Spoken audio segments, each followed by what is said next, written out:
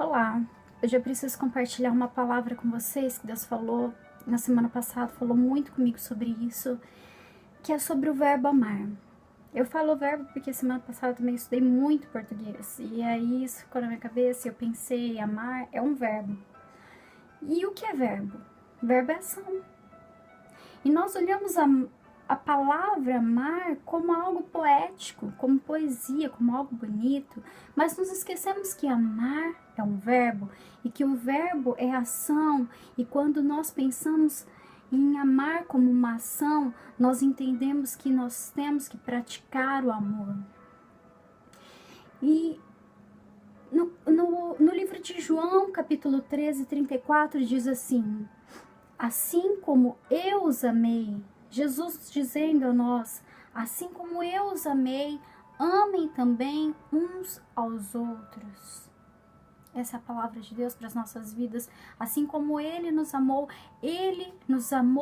primeiro. E é através do amor de Jesus que nós entendemos que nós temos que amar, porque Ele nos amou primeiro.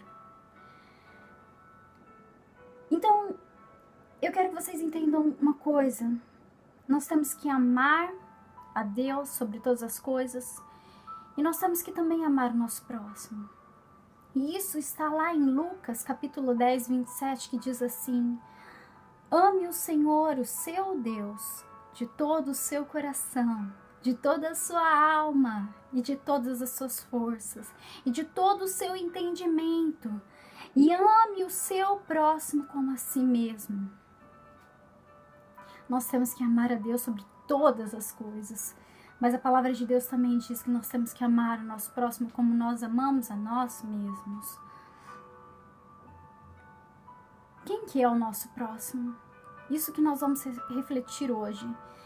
Quem são essas pessoas que a Bíblia diz que nós temos que amar, que é o nosso próximo? Bom, refletindo sobre isso, eu pensei, próximo são todos aqueles que estão à nossa volta. Quem estão à nossa volta? Os nossos inimigos estão à nossa volta. Não é uma tarefa fácil amar os nossos inimigos. Aliás, é uma tarefa muito difícil. Mas a palavra de Deus afirma que nós temos que amar os nossos inimigos, porque eles estão à nossa volta. Nós temos que amar os nossos amigos, os nossos colegas de trabalho, todos aqueles que estão próximos de nós. Nós temos que consideração. Nós temos que aprender a amar, porque ter consideração é uma coisa, mas amar é muito além, é muito mais profundo. Amar é estar ao lado nas horas difíceis também. Outra pessoa que nós temos que aprender a amar são os desconhecidos. São aquelas pessoas que estão à nossa volta, mas nós nem ao menos conhecemos. Aquela pessoa que te pede uma esmola. Aquela pessoa que está passando por luta, aquela família que está passando por luta, que você não conhece, mas você sabe que está passando por dificuldade financeira. Todas aquelas pessoas que nós não conhecemos, nós temos que aprender a amar. Não é uma tarefa fácil. Como amar uma pessoa que não nos ama? Como amar uma pessoa que nós nem conhecemos? É muito difícil. Como amar uma pessoa que está lá na China? Uma pessoa que está lá na África, passando por dificuldades, por lutas. Nós temos que aprender a amar para aprendermos a orar por essas pessoas. Pelos cristãos perseguidos. Pelas pessoas que passam fome no mundo. Nós temos que aprender a amar. Só que a última pessoa que eu vou falar, e é sobre ela que eu vou falar, é sobre a família. Esse nós temos que aprender a amar. Eu digo aprender a amar porque parece ser fácil amar a família. Principalmente aqueles que são da nossa casa, aqueles que a gente convive todo dia. É fácil falar que nós amamos, porque simplesmente amamos. Fomos amados por eles, então nós amamos. É fácil amar a nossa família. Mas eu digo que não é uma tarefa tão fácil.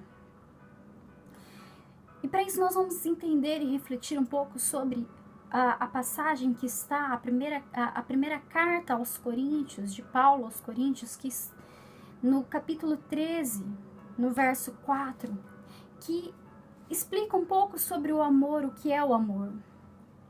E lá diz assim: o amor é paciente, o amor é bondoso, não inveja, não se vangloria, não se orgulha, não maltrata, não procura seus interesses, não se ira facilmente, não guarda rancor. O amor não se alegra com a injustiça, mas se alegra com a verdade. Tudo sofre, tudo crê, tudo espera, tudo suporta. Isso é o amor. Por isso que eu digo o verbo amar, porque dizer que nós amamos é fácil, mas praticar o amor é difícil. Será que temos paciência todos os dias, o tempo todo com a nossa família? Com os filhos, com o marido, com os nossos pais? Será que nós praticamos essa paciência, essa longanimidade com a nossa família? A bondade, será que nós somos bondosos o tempo todo? Quando alguém te pede um copo de água, será que você faz essa gentileza ou simplesmente fala, você tem perna, vai lá e pega? Será que nós amamos realmente a ponto de não guardar rancor? Eu vejo que em muitos casamentos, as mulheres e os maridos dormem separados, porque guardam rancor. E em meio a essa situação, eu vejo que muitas mulheres estão dormindo com rancor, não só as mulheres, mas os homens, muitos têm guardado esse rancor, e a palavra de Deus diz lá em Efésios 4:26, diz assim: quando vocês ficarem irados, não pequem, apaziguem a sua ira antes que o sol se ponha. A palavra de Deus diz que nós não devemos dormir, nós não devemos deixar que o dia acabe antes que a gente peça perdão, antes que a gente perdoe, antes que a gente arranque toda a ira do nosso coração. Muitos casamentos, muitas famílias têm sido destruídas por isso.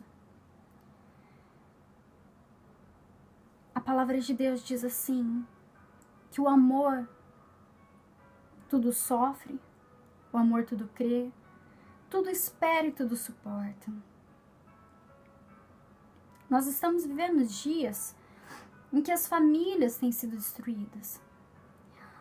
Dias em que as famílias mudaram os seus valores, onde as pessoas não mais se sentam à mesa para almoçar ou para jantar, para ter um momento em família, onde um não suporta mais o outro, vivem na mesma casa, dizem que se amam, mas não suportam mais um ao outro. Nós vivemos dias onde os princípios têm sido perdidos, onde as pessoas não mais amam umas às outras. Muitos casamentos têm terminado simplesmente porque dizem o amor acabou. E é fácil justificar que o amor acabou. Mas a palavra diz, o amor nunca perece. O amor não acaba. Ele pode esfriar por algumas circunstâncias, sim. Mas ele pode ser aquecido por Deus. Nós não podemos deixar o amor se esfriar. Nós não podemos deixar o amor acabar. Assim como o amor de uma mãe para um filho não acaba nunca. O amor entre um marido e a esposa nunca deve acabar. Porque o amor tudo sofre, tudo crê, tudo espera, tudo suporta. Nós temos que ficar firmes na palavra. Aprendermos a amar sobre todas as circunstâncias. Porque eu digo, amar é muito além do que sentimento. Amar é racional. Nós temos que decidir amar todos os dias. Amor é decisão. Decida amar o seu marido, a sua esposa, todos os dias da sua vida. Não justifique que o amor acabou, porque o amor não acabou. O amor, ele deu um tempo, ele se esfriou, porque com certeza acabou o respeito, porque com certeza um deixou de fazer pelo outro, porque casamento não é buscar a própria felicidade, mas é buscar fazer um pelo outro. E quando nós entendemos isso, nós entendemos que nós temos que amar primeiro, antes de ser amado. É reciprocidade. Se um ama, o outro ama também. Só que eu digo ainda outro princípio. A palavra de Deus nos traz um princípio onde o homem, o marido tem que amar a sua esposa como Cristo amou a igreja. Só que também traz um princípio para as mulheres, onde as mulheres devem ser submissas aos seus maridos. Eu digo que a tarefa do homem é mais difícil. Ser submissa é uma tarefa fácil. Isso quando o marido entende o que é submissão, porque submissão não é estar acima da mulher, né? Mesmo porque Deus colocou homem e mulher lado a lado, né? Então, quando o marido entende o que é submissão, é muito fácil para a mulher ser submissa. Mas não é uma tarefa fácil para maridos amarem as suas esposas como Cristo amou a igreja. Porque como que Cristo amou a igreja? Cristo amou se entregando por ela. Ele entregou a sua própria vida, morrendo morte de cruz pela igreja. Ele morreu pela igreja, a igreja não merecendo. Ele amou mesmo a igreja não amando ele.